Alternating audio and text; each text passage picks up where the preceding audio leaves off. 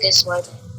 So for the week 4, we are in the week 4 na, but this topic is supposedly in the week 3, but we just extended our time to discuss the remaining topics before this. Kaya week 3 na nakalagay dito kahit na week 4 na ngayon. So for our learning objectives, these are the following. Number 1, for learning outcomes, these are the following. Number 1, at the end of the lesson, you should be able to analyze the content, context, and perspective of the document. Secondly, discuss Magellan expedition and experience based on the journal that was written by Antonio Pigafetta. And thirdly, explain the importance of Pigafetta's account on the study of the Philippine history. And then lastly, create a simple journal of a local travel blog, but that will not be anymore executed. Instead, you will be analyzing na lang the content, context, and perspective of the document using the internal criticism. Ikaw ba kasuko? Ha? Okay, Miss Nakila noted. Okay, so here we have the context analysis. So this will also help you guys in how will you able to subject your document or your reading into the internal analysis, internal criticism. So context analysis is also a content analysis. So it considers the time and place the historical document was written as well as the situation of the circumstances during that time. Works pertaining to the events in the past are analyzed by also taking into account the author of the document, the author's biographical background, role in the event, and the author's intent for writing the document. So it's really an internal criticism. So 2 other questions to consider when you do your context analysis are as follows. Number 1, how authoritative is the account or the source? How authoritative is Pigafetta? How credible he is? Is he really worth it to be one who will write about the expedition of Magellan when he circumnavigate the world? So next is, how is it relevant today? What is the importance of this document to the present time? Okay, ano ba ang naging contribution niya? Ano bang naging tulong niya? Ano bang naging effect niya? Nagkaroon ba siya ng impact sa ating society? So how is it relevant today? So the other term is perspective. When you say perspective, it refers to the view of the said writer who was a witness to the event. So in our case, this morning, in our study of the brief summary of Magellan's voyage around the world by Antonio Pigafetta, perspective that we are going to tackle is about Pigafetta. Okay? How did he perceive, how did he write his writing? Okay? And that would also be reflected when you read the readings that we have linked in our Schoology account in the week 4 lesson. Okay? So ano ba yung perspective ng author? So you may also include that in your internal criticism. So the historian must be careful in using these sources, as the writer may be biased or prejudiced on the subject that he or she is discussing. So when you do internal criticism, might as well that you do speculation. Okay? Pwedeng ginagawa nyo ay speculative history, making you a historian of your own, because you're trying to interpret what a primary source is writing or what the primary source had written in his account. So as students of history, this activity for this week, that we'll be submitting next week. Now, if you want extensions, you can also ask for that. So need to be careful. That's why you need to study the background of the author, the background of Pigafetta, and as well as determine ano ba yung pagkakasabi niya, no? How did he describe or how did he write the scenarios that are present or that were mentioned in his writing. Okay.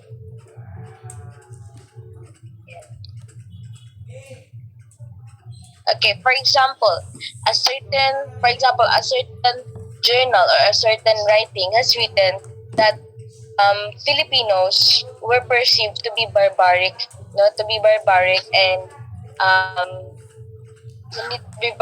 and uncivilized before. But actually, in reality, if you would also analyze the writing that said that we are barbaric in the earliest time, during the time of Lapu-Lapu, for example, may na-mention din sila na nakikipag-trade na din tayo sa mga Chinese that we wear silk.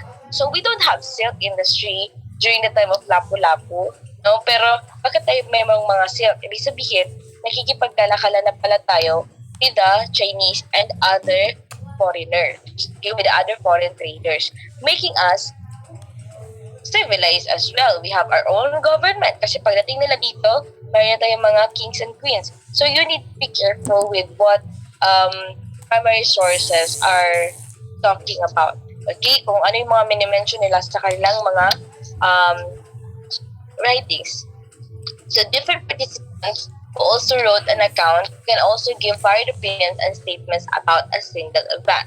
So this will be applicable in the mid-term period, wherein we are going to use multiple primary sources that were written by people who are all present during the event. So they are saying different opinions and different statements. So it will be very challenging for us to determine ano ba talaga at sino ba talaga ang nagsasabi ng totoo. Okay? So, we need to study their perspectives. Pero ngayon, mag-focus tayo sa contextual analysis. And the context that we are going to describe is Magellan's Voyage Around the World by Antonio Pigafetta. Make sure to listen very well because kung ano yung nasa readings natin, those are just the settings nung nakarating na sana dito sa Pilipinas. But the historical content of that, historical context of that, what happened before that happened, what happened before the first event that was mentioned in the reading happened, is mention natin ngayon. Okay? So, for the historic context of Magellan's voyage around the world, bakit nga ba siya naglayag? What made him circumnavigate the world? So, before, Asia is very rich in culture, and we are very known to be the source of porcelain, silk, incense, herbs, and other spices. But majorly, Asia is well traveled by foreigners, especially from the Western countries, from the Europe, because of our spices. Okay, during their time, spices were very high in value. You can even buy a land with your spices. You can even pay it as a dowry if you want to get married. So spices are really of big value during that time because these spices can only be found in Asia and very rare to be found in Europe. Kaya yung mga pagkain nila doon is iba yung lasa, okay? It's not as tasty or flavorful as Asian cuisines. So, another reasons kung bakit po siya sobrang mahal is that traveling will be very costly. Pag mag-travel ang mga Western countries papunta sa Asia, it will be very costly. And whenever they pass through this part of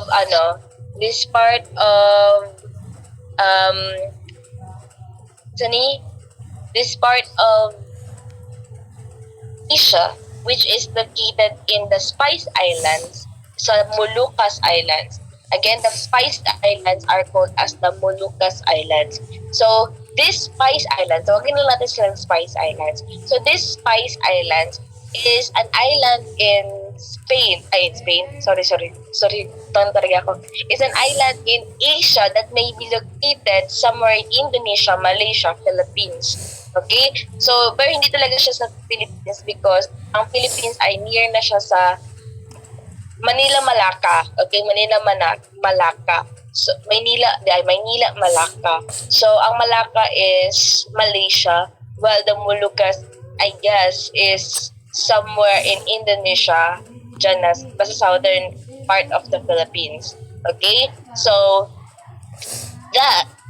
ang mga Europeans, nag-fund sila ng voyage just to look for the Spice Islands. And what they're gonna do, since it was the age of exploration, no, age of exploration po yun, gusto nila na sakupin or i-colonize ang Spice Islands so that they would monopolize the selling and production of the spices para sila maging may pinakamayaman na country sa buong mundo. And there are 5 countries that are fighting for that.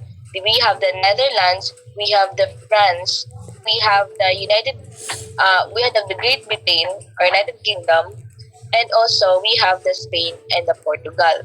Is that 5? Yeah, 5. Now, they are 5. They are called as the 5 big powers of Europe.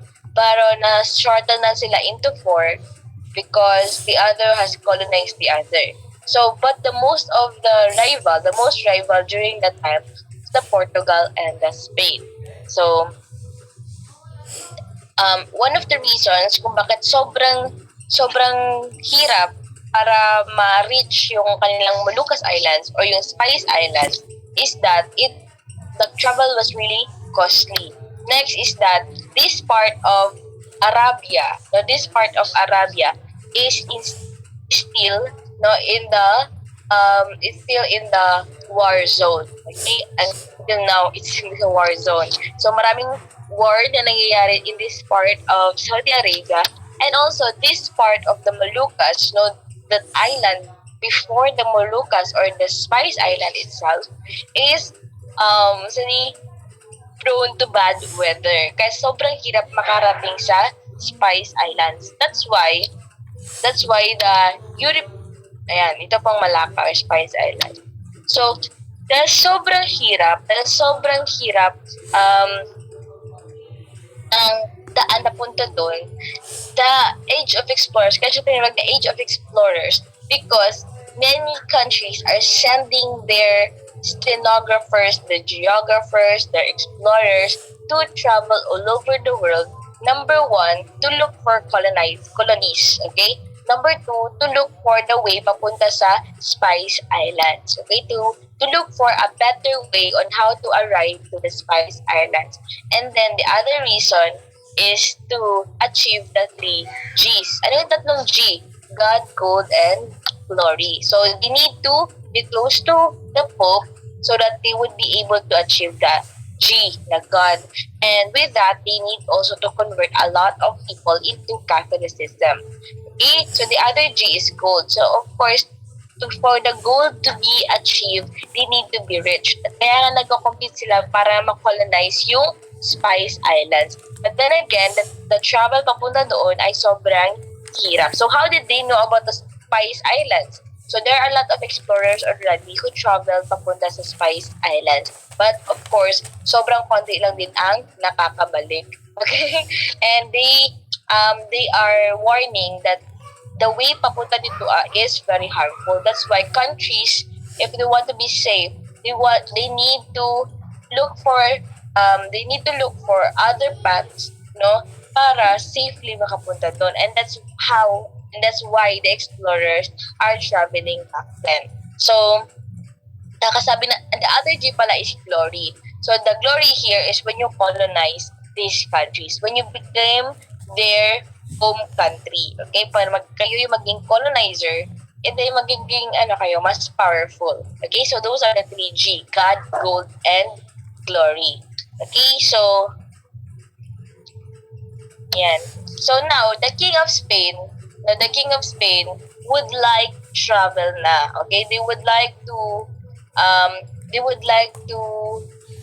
take any way how to get to the Spice Islands. But then again, they were in rival with Portugal. Ang nangyayari, on the way pa lang, nag-aaway-away na sila. So how will they reach their goals respectively? So that's why they went to the Pope. And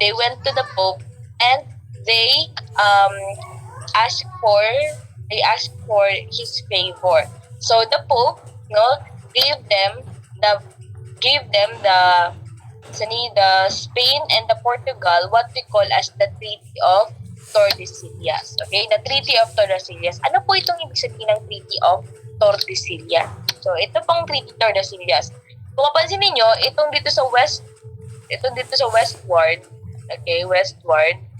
Ayan, north, east, west, south. Okay? So, nakalagay dito ang flag ng Spain. Okay, flag ng Spain. Ayan. So, ito naman ay sa Portugal. So, sa Treaty of Tordesillas, it was agreed that Spain now should travel westward. Okay, westward.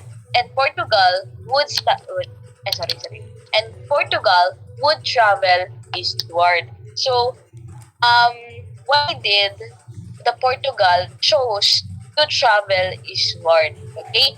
So, mapansin niyo dito ng mapa ng Pilipinas. And Pilipinas is in between the Malacca and the Moluccas, which is the Spice Islands. So, andito ang Pilipinas, so ang mga Portuguese, alam na po kasi nila ang papunta talaga sa Spice Island. Dahil sa pag-explorer, sa age of exploration, mas nauna po silang nakapag-travel, no? Nauna sila nakapag-explore, mas nauna din po sila nakapag-study kung ano yung mga pathways that may lead them to the Spice Island. So, Dora the Explorer is as Espanyol. Na Espanyol po si Dora, pero Spain, hindi po sila ang unang explorer. So, Dora is not the first explorer, it's the Portuguese. So, ayan.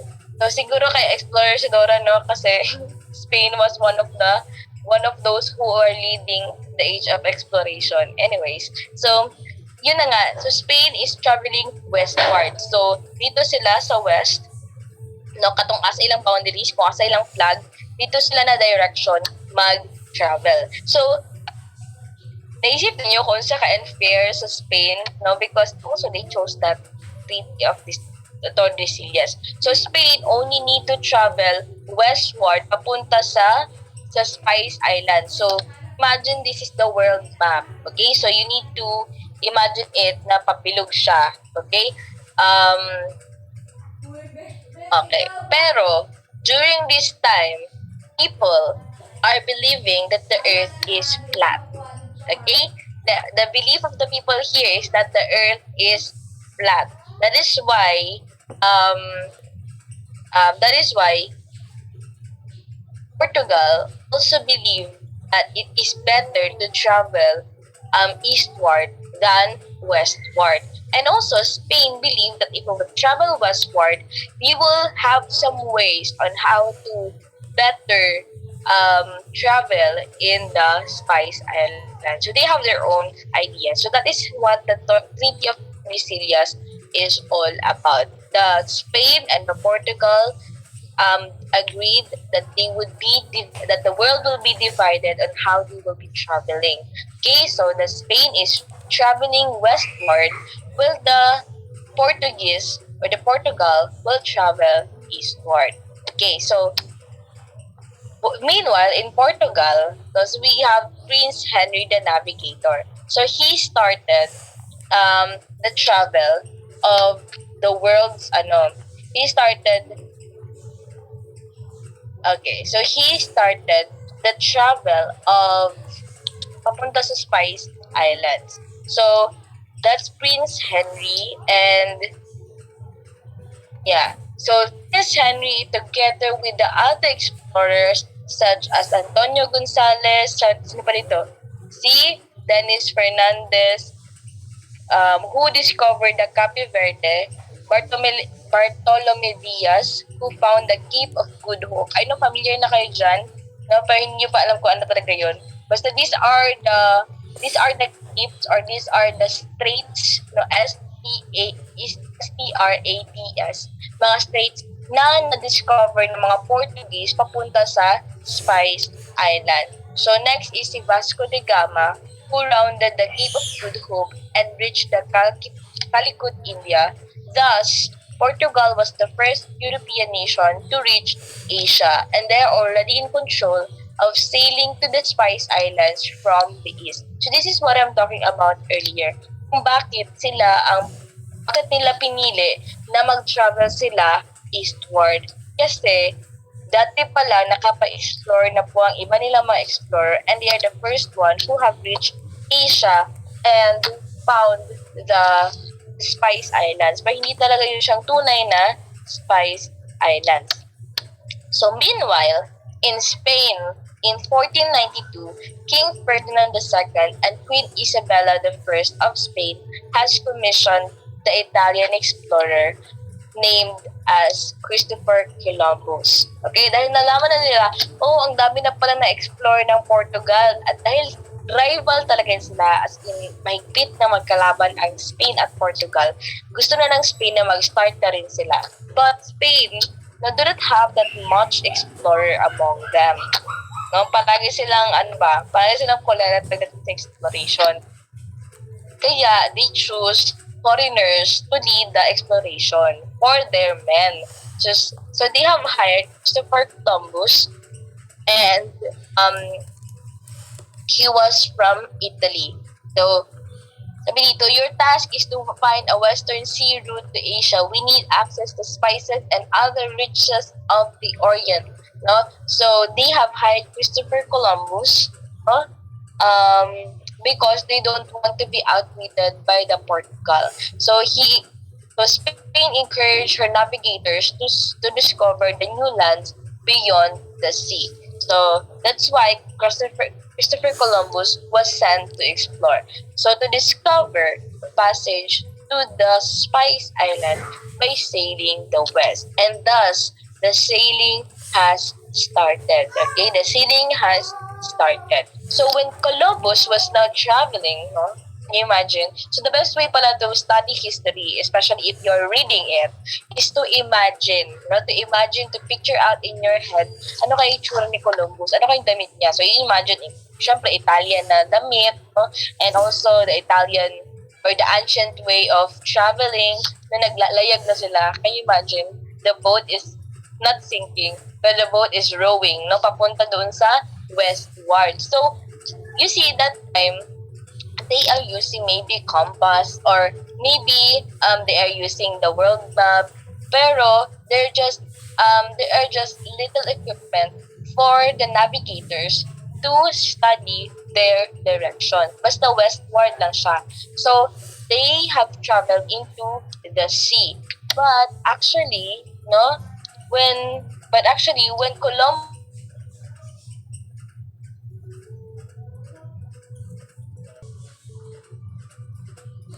and he thought that it was already Asia. Okay, so when he reached there, he saw some natives. Okay, he saw some natives, and these natives had welcomed him. So,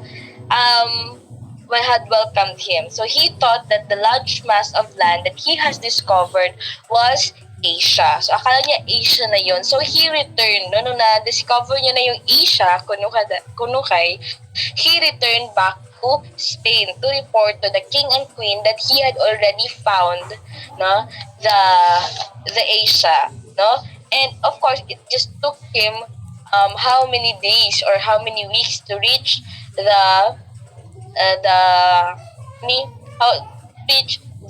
Asia daw, and the king and queen, of course, nag-wonder sila, bakit sobrang bilis naman natin ni Columbus nakabalik dito sa atin.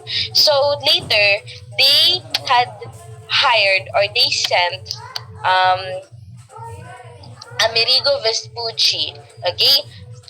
They have sent Amerigo Vespucci to confirm if ano ba yung na-discover ni Columbus? Asia ba talaga yun? Baka sobrang bilis niya naman natin nakabalik dito sa Spain. So, Amerigo Vespucci, who was also an Italian, was sent by the king and queen to explore what Columbus had found. And the geographers at that time thought that Amerigo found a new world. So they named this land after him. So akala nila si Amerigo din ang nakadiscover nung kung ano na-discover ni Columbus. But actually, givisit niya lang kung ano yung na-discover ni Columbus. So, Columbus actually discovered North America. Okay, na-discover niya daw ang North America. But then again, it was Amerigo Vespucci who was the one who confirmed that it is not Asia. So therefore, it was not really Columbus who discovered North America, no, but it was Amerigo Vespucci who unsa ni, who really had stepped into the land because merong mga kuro-kuro na hindi daw talaga nakapag-step no on the land itself si Christopher Columbus. Instead, nandun lang daw siya sa laot. And then, when na-discover niya na, oh, there's a land in there, then let's go back. Pack up na tayo, nakikita na tayo ng land. Dito sa Asia. Ito na yung Asia, kaya balik na tayo. So, ganoon lang daw ang nangyari. Daw. Okay? And it was Amerigo Vespucci who really landed on the land. Okay? Siya talaga nag-visit doon. He really met, no, the natives in there. And with that, the North America was named after him. Okay, kaya tinawag siya na America in honor to Amerigo Vespucci. Okay, pero if you would Google it, it was Columbus who was hailed to be the one who discovered America. Okay, so yeah, it was through him that America was named after. So a few decades later, hindi pa rin nila nahanap ang Asia. So Spain is really struggling a lot in, in getting into the Asia, in getting into the Spice Islands. So yun talagang purpose nila, Spice Islands. So a few decades later, napalitan na po ang ating royalty. So it was already in the monarch of King Charles the First. Okay, so King Charles the First, he was already the new king of Spain that time, and Portugal also have their own monarch. So sa Portugal muna tayo. Sa Portugal, si Ferdinand Magellan ay isa pong Portuguese. Okay, isa po siyang Portuguese. Then, he was also an explorer. So, si Ferdinand Magellan po, mayroon po siya mga pinsan and brother-in-law, si Duarte Barbosa, and I forgot the other one. I don't know if Duarte Barbosa is the cousin of Ferdinand Magellan, or he was the brother-in-law. Basta, he was a relative of Magellan, and he was an explorer in Portugal. So, itong Portuguese na ito, nakarating na po siya sa Pilipinas. Okay, nakaparating na po siya sa Pilipinas before, no, somewhere in Panay. And then, they have already, nag-explore lang talaga sila, no, para makita kung saan talaga yung Spice Islands na sinasabi. So, malapit na talaga sila sa Spice Islands before. So, ito si Duarte Barbosa, he was telling, of course, this information to Magellan because Magellan was also an explorer and he was a, aspiring person who want to discover the route to the Spice Islands. Ngayon, pumunta si Magellan sa King of Portugal. Sabi niya sa King of Portugal, I have found a secret passage into how to go to the Spice Islands. Sabi niya, mayroon akong tinatawag na Strait of Magellan. Yun po yung aking secret passage on how to travel papunta po sa Spice Islands. But the King of Portugal was so I don't believe you, hindi siya convinced with the proposal of Ferdinand Magellan. That's why he rejected it. And with that, Magellan was deeply felt down, and he traveled to Spain. So Magellan traveled to Spain, and instead of supporting his own nation, Magellan reached to the King of Spain, which is King Charles the First. So Ferdinand Magellan, a Portuguese, reached to the King of Spain. Okay, so nag-usap sila ni King Charles the First, and Ferdinand Magellan offered the same thing to King Charles the First. So King Charles the First was deeply encouraged, and he was convinced that Magellan could really find the secret route or the safe or the best route how to travel westward punta sa Spice Island. So with that, he approved Magellan's proposal and made him captain. Okay, and with that, the king had given Captain Magellan 5 ships, namely the San Antonio, Trinidad, Santiago, Concepcion, and Victoria to travel with him. Not just that, but also 270 men of different nationalities, a slave, Enrique, to be his interpreter, and also a stenographer who is Antonio Piofeta. He will be the one that will record the said voyage of Magellan. Okay, so fast forward na po tayo, fast forward.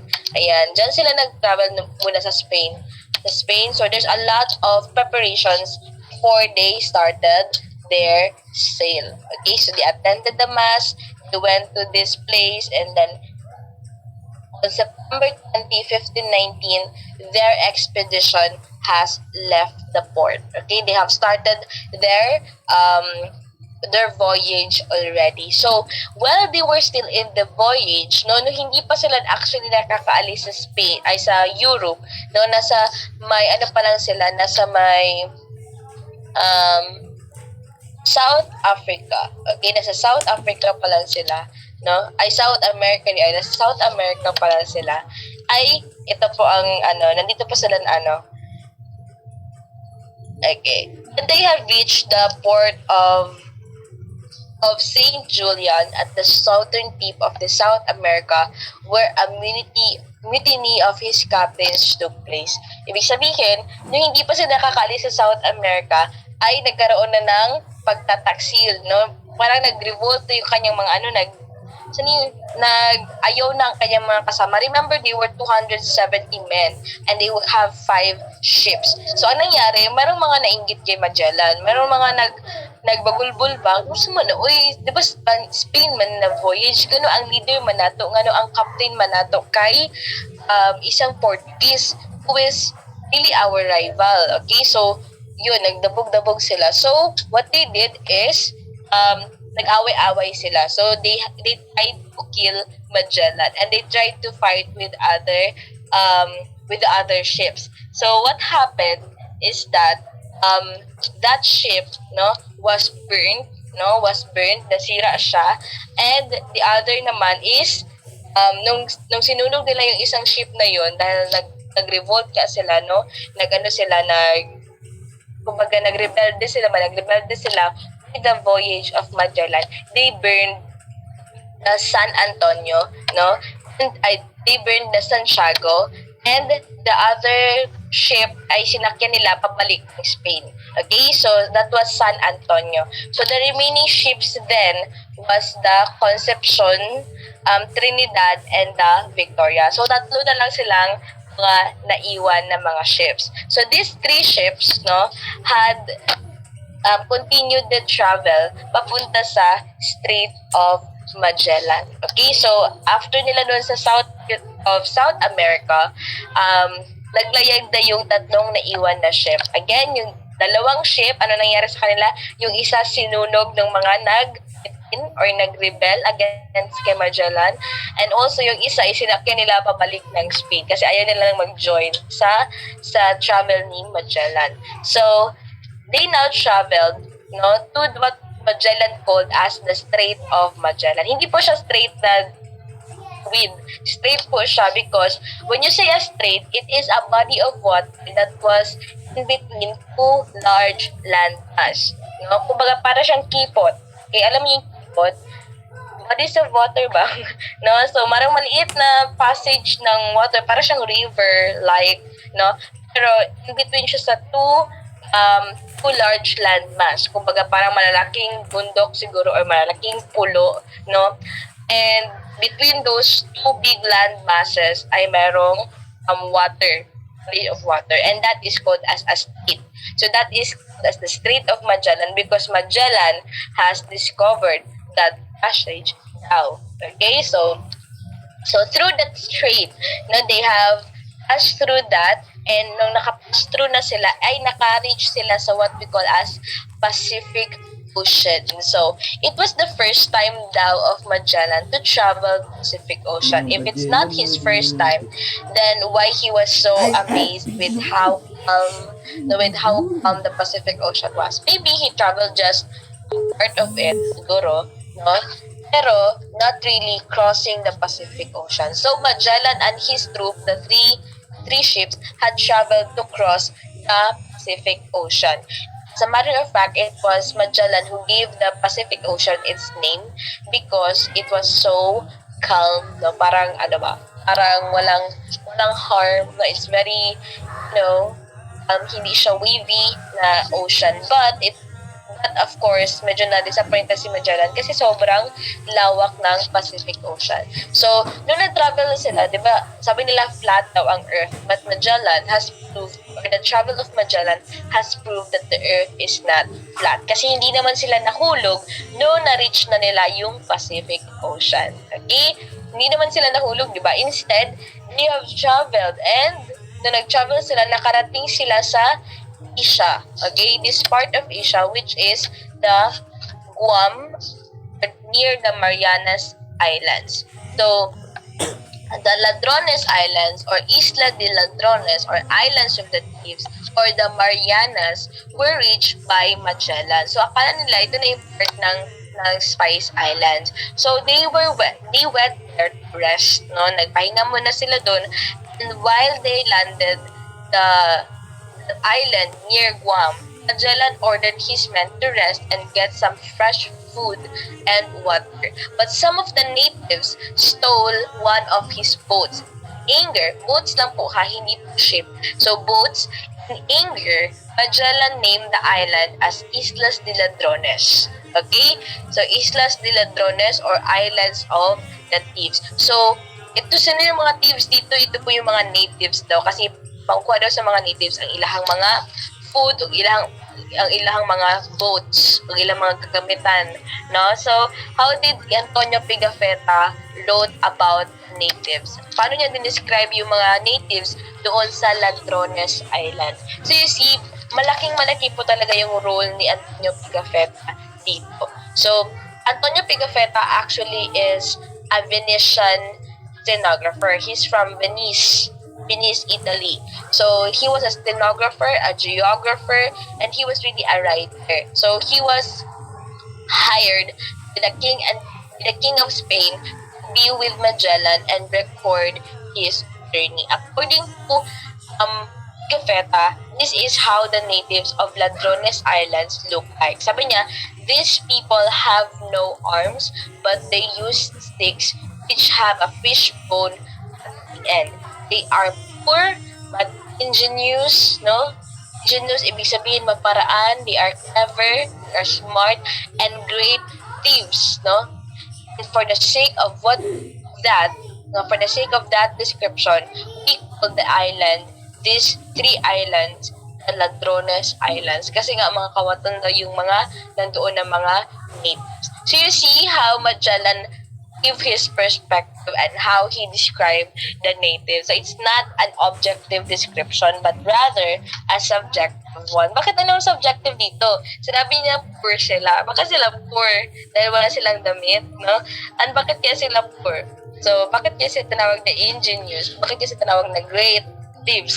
Pag great thieves, ibig sabihin marami ka na or magaling ka talagang magnakaw. So, did Pigafetta had witnessed their other robbing expeditions of these Ladrones natives? Di ba? Hindi naman. Pero bakit yung tinawag na great thieves, no? Nakawitness na ba si Pigafetta ng iba pang pagnanakaw that he compared these natives to them and called them as great? No? So, ganyan ba? Okay. So, 10 days later, wait lang. I-fast forward na natin because we lack time. Okay, 10 days later, nakarating si Magellan at ang kanyang tropa sa Samar. Okay? And after that, ito po yung kung gaano pong aerial view ng Samar Island. So, we may expect or we may assume that this was also the view of Magellan and his troop when they reached the Samar Island. Okay? So, that's it. Yan. So, after that, the next day, they went to the Homonhon Island so that they could take care of their sick. Okay, afterwards, from the Homonhon, they went to the Limasawa, which was ruled by that time as by Raha Kulambu. I know familiar ni si Raha Kulambu sa inyo. So, When they reach the Limasawa Island, they have witnessed community peace. No, merong community doon, meron silang king, meron silang queen, merong mga servants, meron din mga people. So what they did there is that they visited the island. And ito na yung nakita or nabasa ninyo sa inyong readings. So ano nakalagay sa readings? Pinakain sila ni Kulambu, no? Pinakain sila ni Kulambu. He was treated well. He was welcomed in his kingdom. No? He was welcomed in their barangay, which is Limasawa. And also, it was the first sanduguan, or it was the first blood compact between a white man and a Filipino, because when Magellan reached there and Kulambu was given to him as a friend, no, was treated him as a friend, they had exchanged blood compact. Pag sinabing blood compact, it's a sign of tie of agreement or tying of friendship, no, in the traditional culture of the Filipinos. And afterwards, no, on Easter Sunday of March 31, Magellan ordered a mass to be celebrated in the island by Father Pedro D. Valderrama, who accompanied the expedition. So while in the expedition pala, hindi pala natin na-imagine na meron silang paring kasama. Okay, so the pare is supposedly be the one that will lead the mass. Kasi di ba, mayroon silang tatlong G, God, Gold, and Glory. And afterwards, Magellan ordered that a large cross will be planted on the top of a hill overlooking the sea. Pigafetta Road. Nagtanim si Magellan ng malaking cross at the top of the mountain after ng mass nila.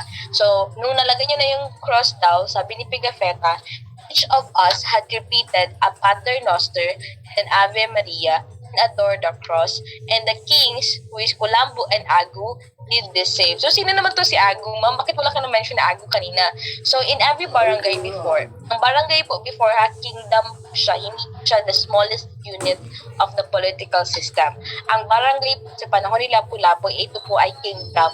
Okay, kingdom po siya.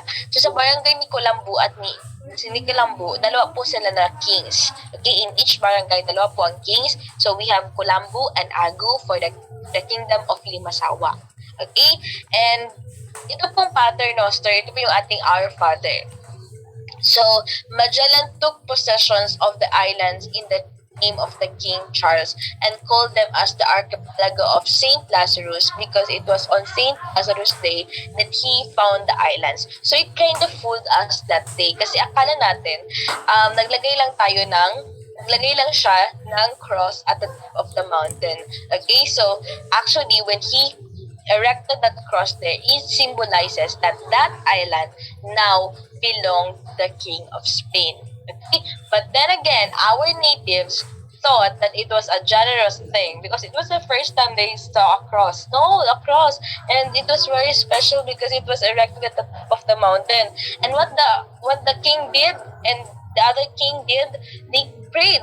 No, they prayed together with the Spaniards, no, and also Pigafetta and Magellan. So we feel so privileged but actually it was a signal that the Philippines was offered by Magellan, the King of Spain. So it was called as the Archipelago of Saint Lazarus because he erected that cross on Saint Lazarus Day. So it was facing the sea, okay, so that it would signify, that this island is now possessed in the name of King Charles. Okay, so Magellan only stayed a week on Limasawa because there was no enough food on the island. So maliit lang siya na island, kaya wala pa siya ng food. So nung naubusan nila sila ng food, they heard that there is a rich island not far away. So he ordered his captain to sail for what is now called as Cebu. So it was formerly called as Sugbo. Kaya mapansin ninyo, may mga taga-Cebu tayo na mga friends. Ang tawag nila sa city nila ay Sugbo because that was the origin of the word Cebu or Subu. No, S-U-B-U or Sugbo, S-U-G-B-U. Yeah, Sugbo. Okay, so he was guided by Raka Humabon. Now, the ships entered the the harbor of Cebu on April 8, 1521. By the way, in my class, especially in the readings in Philippine history, we don't memorize facts. No, not really facts, but really on how you will be able to analyze what we have read. So Magellan told his slave Enrique to assure that the people of Cebu that they came as friends and not enemies. Kasi nga Cebu or Subu is a really rich barangay that time. And people are very civilized already. And maybe they will be killed, no? With the natives if they will come there as foreigners. Kaya they had told Enrique introduce them to ano. So, meron ko isang estudyante from the other section, sabi niya, ma'am, paano nag-iintindihan si Magellan at saka yung king? So, sabi ko, remember Enrique, he was the interpreter. So, Enrique po is from the Malacca. Okay, he was a Malacca, and during this age of exploration, the dominant language that was used is the Malacca language. Okay, kaya ang mga Pilipino that time, malo sila mag-speak og Malacca, and Malaysian na language, and also Enrique is a Malacca mismo, Malaysian talaga siya. So he was bought, binili po siya as a slave ng Spain, no? And there he was given to Magellan. Kaya alam niyo yung language, no? He came from Asia himself. Okay, so now they reached the Subu, and he was welcomed by Raha Umabon. So before we continue the story, let's continue the story next meeting. Let's continue the story next meeting because we don't have enough time already. So it's already 9:56 and you may be late to your next classes. Okay, so I will be stop the recording na lang dito. Okay, so ayan.